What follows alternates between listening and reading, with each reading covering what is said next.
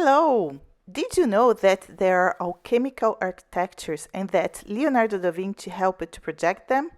Yes, there are, and in this video we will discover a special place and its alchemical symbols where da Vinci worked. And although there are no documents proving his participation, I will show at the end of the video an irrefutable and fantastic proof that he was there.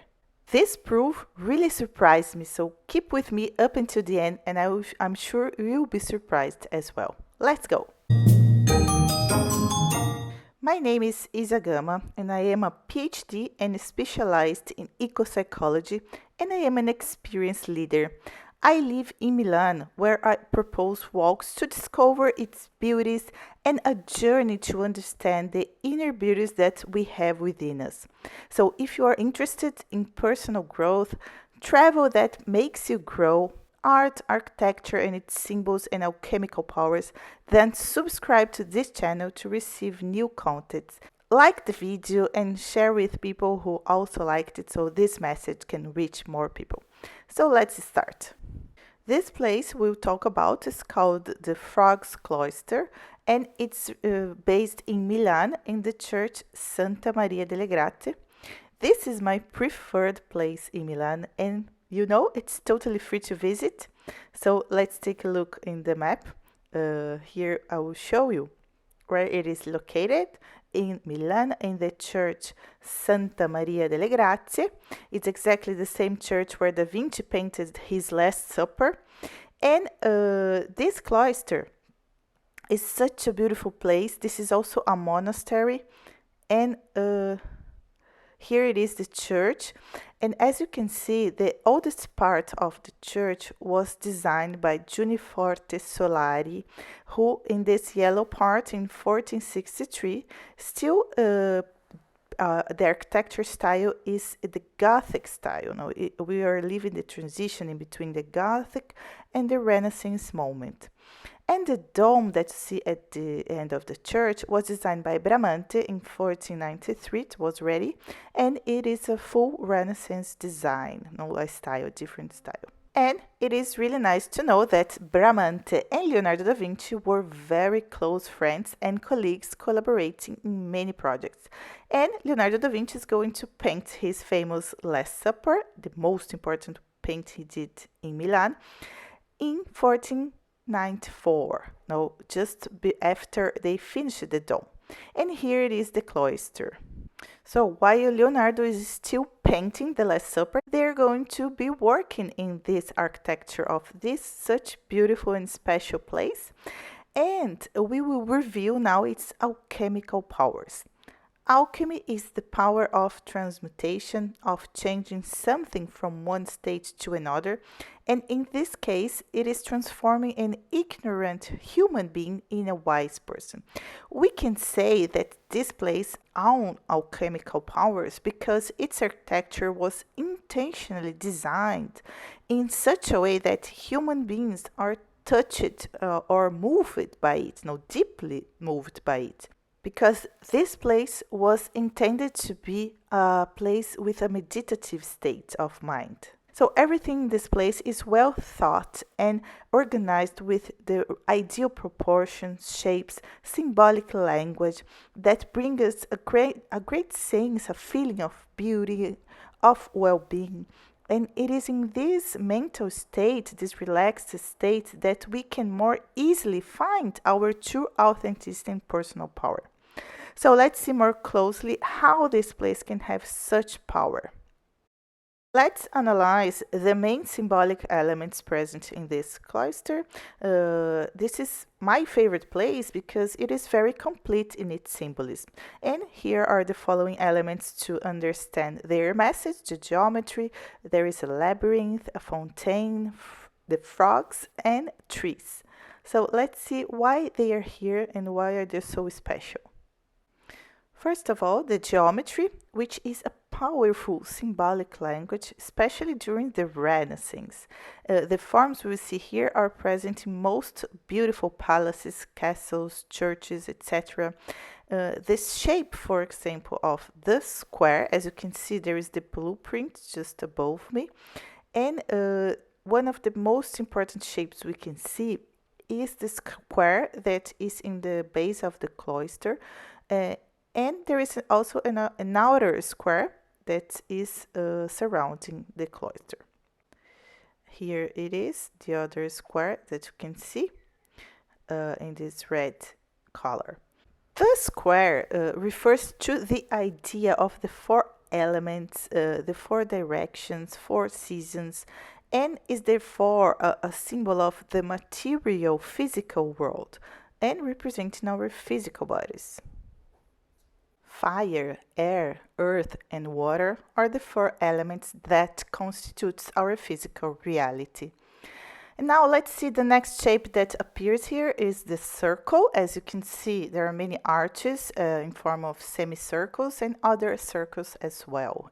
Also inside the cloister, there are two circles, one representing the labyrinth, inscribing the labyrinth, and the other the fountain.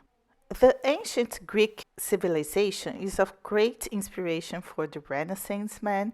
So the circle, according to the Greeks, would represent the idea of the divine, the sacred, with the creator being the very center of the circle or the sphere that emanates all creation and makes no difference in between its created people or things. So the square and the circle would be the vision of the human being as being a physical material body, but also with a spiritual divine part. And we can see that most circles are found in the highest parts of the cloister, which invites us to rise from this dense materiality to a connection with our own divinity or spirituality, if you want, our not physical or immaterial part, with what is higher and less gross, more subtle, light, weightless. And this is this beautiful invitation through the architecture design for us to refine ourselves into a more perfect condition.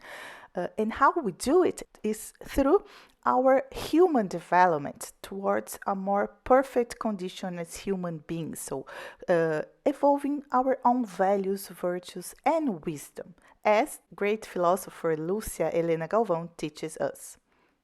So we've seen the geometry, and now let's see the labyrinth and its symbols.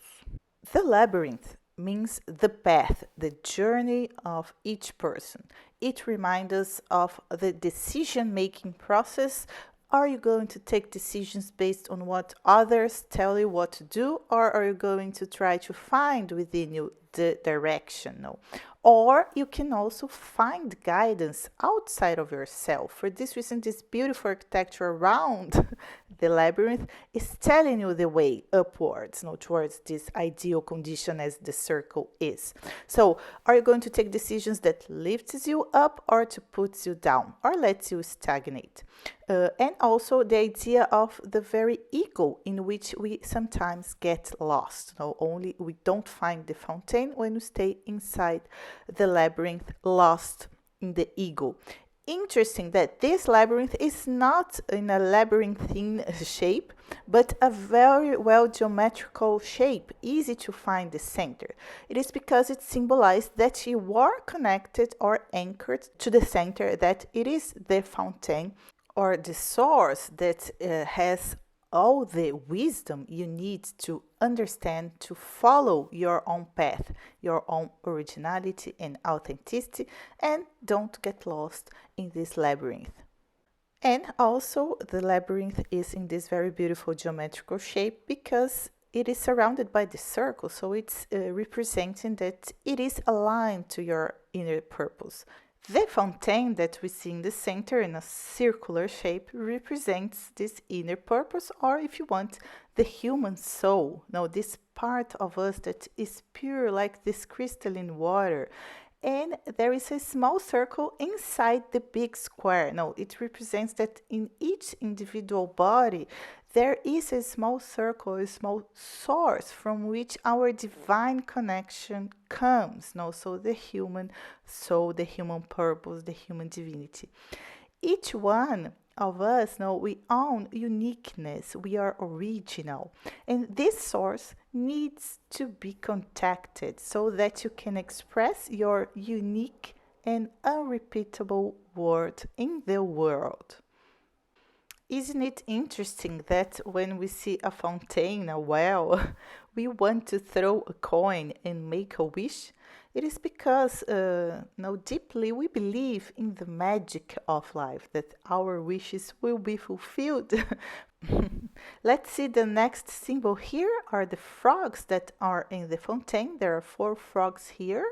It's very interesting. They are amphibians, so they are animals that go well both in the water and the earth. Water can be representing our emotional and psychological sides, no?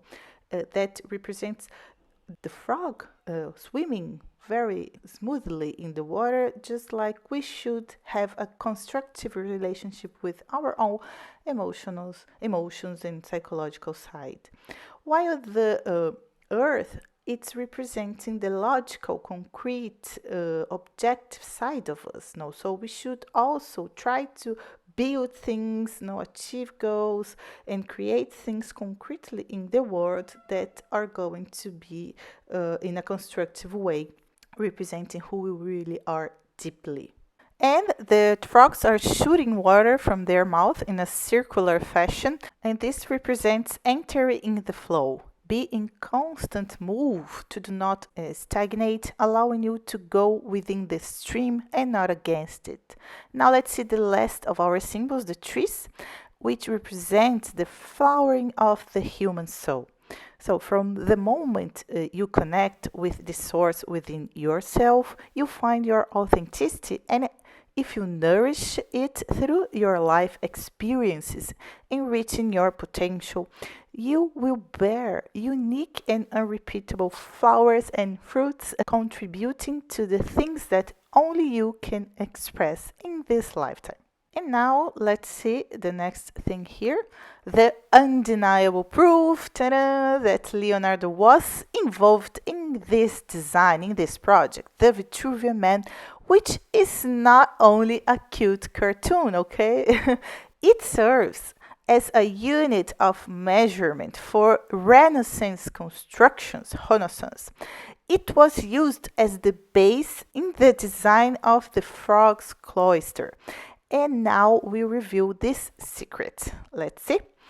It is impossible not to notice its similarity with the geometries of the cloister. Of course, there is a human being in a square and a circle, and the symbolic language here is the same that we're describing here.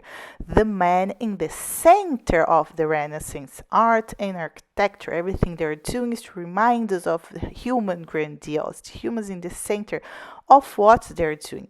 And this is the great change of mentality from the Middle Ages to the Renaissance. Now let's see how they are going to use the Vitruvian Man in architecture. Here you can see the cloister's plan.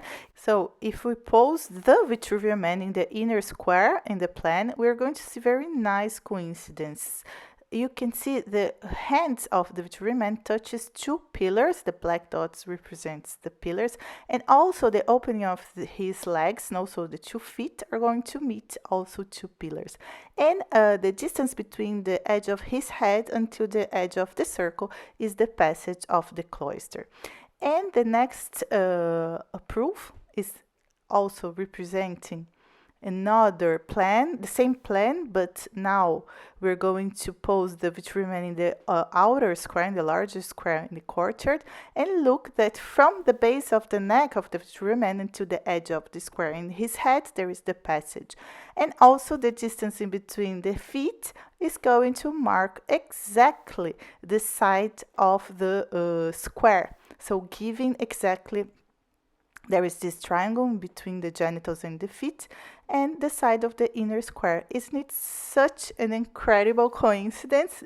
This is why I think it's such surprising and remarkable, and it proves, with all the 5 other symbols that we've just seen, with the Vitruvian Man is showing that he was, yes, involved here, and this is amazing. Geometry, labyrinth, fountain, frogs, and trees are the symbols here. And so my goal with this video is to invite you to observe these details, this great symbolic language, to find what they're telling you and how you can use it to your personal growth process. So thank you very much for staying with me up until the end, and I hope to see you next time.